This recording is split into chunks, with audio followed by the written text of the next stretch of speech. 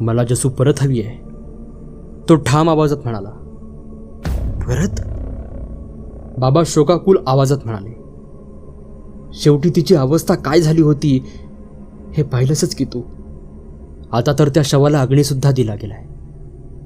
जसू परत येणार आहे बाबा, तो त्याच ठाम आवाजात म्हणाला. नमस्कार मित्रांनो, मी नागसेन.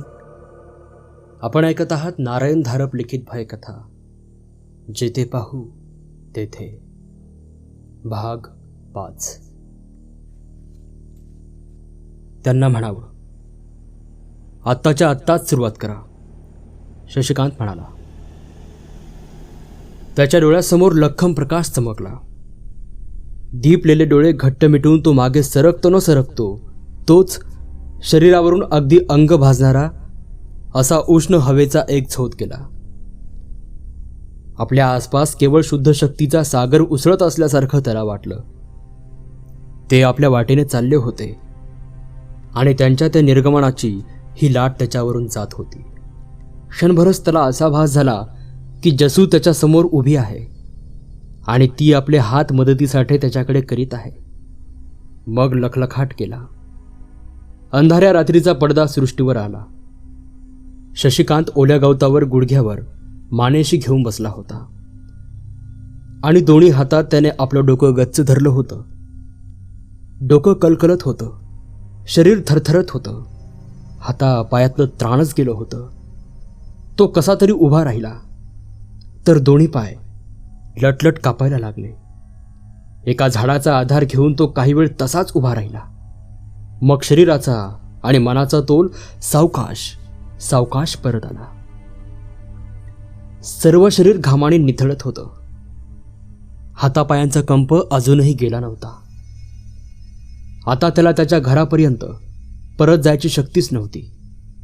जसूच्या घरी काही वेळ तरी विश्रांती घ्यावी लागणार होती. मनापासून इच्छा नसतानाही शरीराचा तोल कसा तरी सांभाळत, दगडांचा झाडांचा आधार घेत घेत तो कसा तरी तिच्या घरापर्यंत पोचला.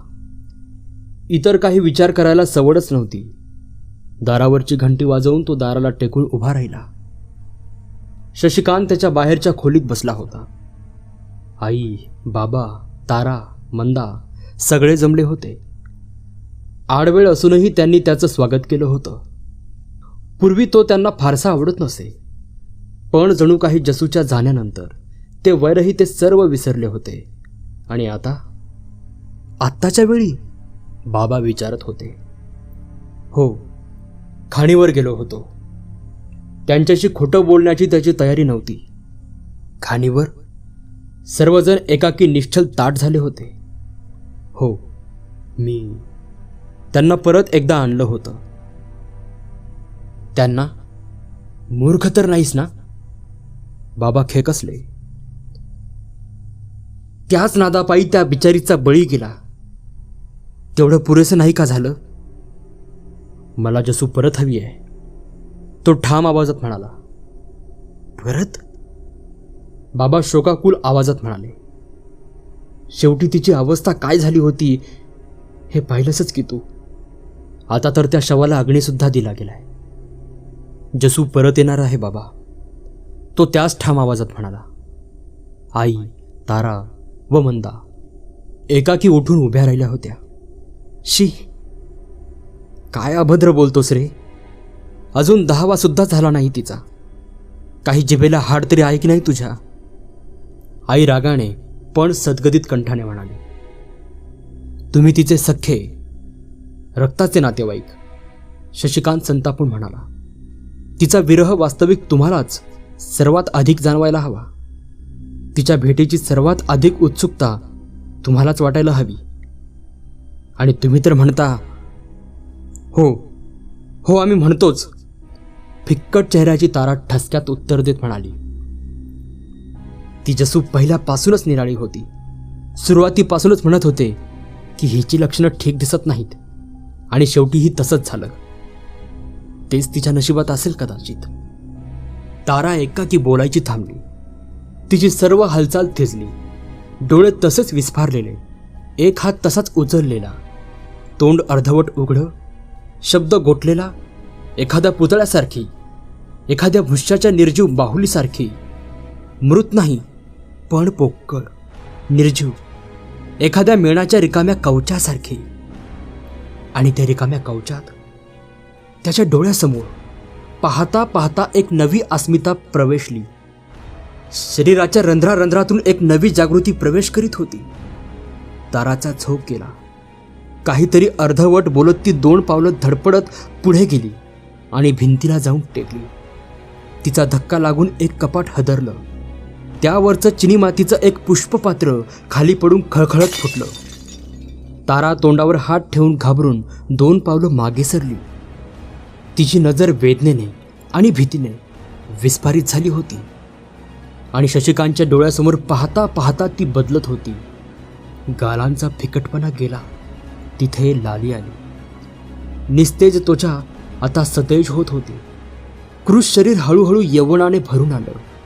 भुरकट रंगाचे केस काळेभोर लांबसडक झाले आणि डोळ्यातली ती भीती पुसली जाऊन तिथे ती खास लकबीची चकाकी आली. त्याची जसू त्याच्यासमोर साकार झाली होती. एकदम पुढे होऊन त्याने तिचा हात, खांदा, गाल चाचपून पाहिलं. ती खरी होती. तो काही भास नव्हता. जसू हाताचं कोपरं चाचपून पाहत होती. शशी, मला काहीतरी लागलं होतं. जखम झाली होती रे. कुठे? पाहू बरं. त्याने तिचा हात वळवला. तिथे जखम नव्हती पण एक व्रण होता आणि तोही पाहता पाहता पुसट होत चालला होता. काही नाही, बघ इथे जसू, तू अगदी होतीस तशीच परत आलीस की ग. शशी, त्या आठवणीने तिचे डोळे पुन्हा एकदम विस्फारले. शशी, त्यांनी मला तिकडे तिकडे पलीकडे खेचून नेलं होतं रे. तिचं सर्व अंग शहारलं. मी खरंच परत आले का रे? हो, अगदी खरी, अगदी जशी होतीस तशीच. तिला जवळ घेत तो म्हणाला. किती वेळ गेला मध्ये, नाही रे? मी तिकडे कितीतरी वर्ष होते. एखादे शतक सहज असेन. युगायुगाने म्हणजे काय ते आज मला समजलं. मला तर वाटलं होतं. ती त्याच्यापासून एकदम मागे सरली. शशी, ती जवळजवळ ओरडलीच. काय ग, असं का करते आहेस? शशी, तिचा चेहरा विलक्षण भयभीत झाला होता. कुठेतरी काहीतरी चुकलंय रे. काहीही चुकलेलं नाहीये. तू माझ्या घरीच परत आली आहेस. पण शशी, ती मागे सरत म्हणाली, त्यांनी कोणीतरी जिवंत व्यक्ती निवडली ना. त्यांनी काही कोणतं निर्जीव द्रव्य वापरलं नाही ना. त्यांच्यात ती शक्तीच नाही शशी. त्यांनी निसर्गातलंच काहीतरी वापरलेलं असणार. आणि शशी, हे त्यांनी करायला नको होतं. हे करण्याचा त्यांना कोणताही अधिकार नव्हता. तिचा आवाज भयकंपित होऊन वरवर चढत होता. ही त्यांची चूक झाली. फार फार मोठी चूक झाली. एक लहानशी चूक सुधारायला गेले ते आणि महान चूक करून बसले आता. त्यांना कळलं कसं नाही की ते निसर्गाचा सर्व तोलच बिघडवून टाकतील. आधीच तो विलक्षण अस्थिर आहे. जसू, शशी मोठ्यानं म्हणाला. काय बोलते आहेस तरी काय तू? मित्रांनो, कथा अजून संपलेली नाहीये. आपण लवकरच भाग 6 कडे वळूयात.